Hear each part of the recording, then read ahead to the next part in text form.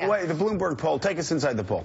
Well, I think that it's a pretty good reflection of the fact that, as Mike just said a second ago, which is that we go through these very contentious, this election as contentious and divisive as any election that I've in my lifetime, any of our lifetimes, and people eventually get through the other side and say, well, this is where we are.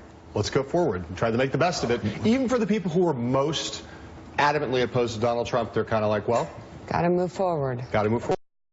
Though, to those people watching this poll and watching news reports as Donald Trump starts to begin to be treated like what he is, and that is president-elect, and they complain about the normalizing of Trump or the this of Trump, or I mean, when you have the vice president doing and the president doing it, is there any concern there? I think for everybody Donald Trump is not a normal candidate.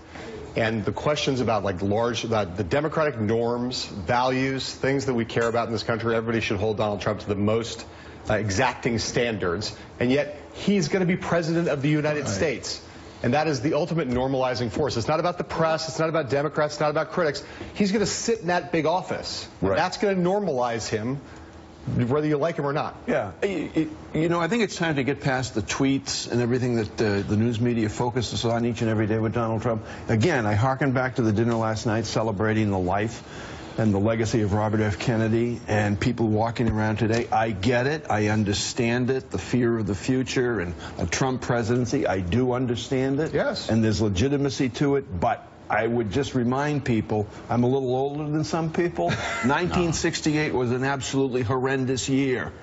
We got through it. We survived it. It was the heart of the Vietnam War, the Tet Offensive, the assassination of Martin Luther King, the assassination of Robert Kennedy, the Chicago riots, the country collapsing around us. We survived. We prospered. We're America. So let's stop it. One bit of perspective to put in here, Donald Trump is up 17 points, but that's up from 33% in his approval rating. Around this time in 2009, Barack Obama had a 78% approval rating. So it's up, but it's up from almost nothing. Right.